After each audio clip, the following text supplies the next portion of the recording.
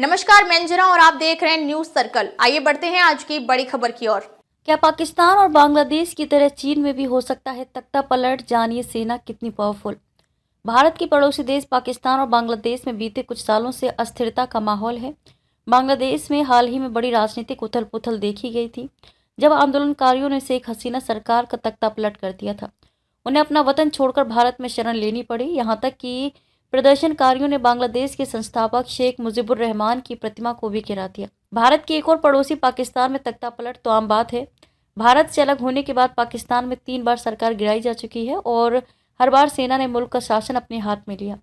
आज से 3 साल पहले पाकिस्तान की राजनीति में कुछ ऐसा ही घटनाक्रम हुआ था, जब तत्कालीन प्रधानमंत्री इमरान खान को गिरफ्तार कर लिया गया, जिसके बाद उनकी सरकार भी गिर गई। अब सवाल ये है कि क्या दुनिया के तीसरे सबसे ताकतवर देश और दूसरी आर्थिक महाशक्ति चीन में भी पाकिस्तान और बांग्लादेश की तरह तख्ता पलट संभव है? 2012 से काबिज हैं शी जिनपिंग।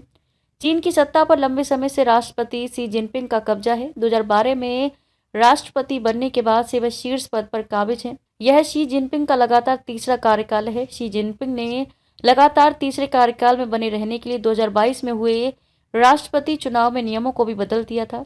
दरअसल चीन में 1982 में सर्वोच्च पद यानी कि चीन के राष्ट्रपति पद पर लगातार 2 कार्यकाल यानी कि 10 साल के कार्यकाल का नियम बनाया गया था। इसके तहत कोई भी व्यक्ति 10 साल के लिए ही चीन का राष्ट्रपति बन सकता है। शी जिनपिंग ने इस नियम को पलट दिया था। इस तरह चीन की कम्युनिस्ट पार्टी के संस्थापक माओ जेडोंग के बाद वे ऐसे पहले चीनी नेता हैं जिन्हें तीसरे कार्यकाल के लिए चुना गया था। चीन में एक दलीय शासन व्यवस्था है। यहाँ communist party of China CPC का शासन है। इस राजनीतिक दल के अंतर्गत 8 राजनीतिक दल और भी हैं, लेकिन उनका वजूद ना के बराबर है। CPC देश भर में प्रतिनिधियों की नियुक्ति करती है। उनकी संख्या 2300 है। ये प्रतिनिधि बंद कमरे में CPP की सेंट्रल कमेटी का चुनाव करते हैं, जिसमें 200 सदस्य होते हैं। यही सेंट्रल कमेटी पोलित ब्यूरो का चयन करती है। पोलित ब्यूरो के 24 सदस्य मिलकर चुनाव के आधार पर पार्टी महासचिव और स्थायी समिति के सदस्यों का चुनाव करते हैं। कहने को तो ये प्रक्रिया मतदान के द्वारा होती है, लेकिन राष्ट्रपति के वफादार लोगों को पहले ही तय कर लिया जाता है।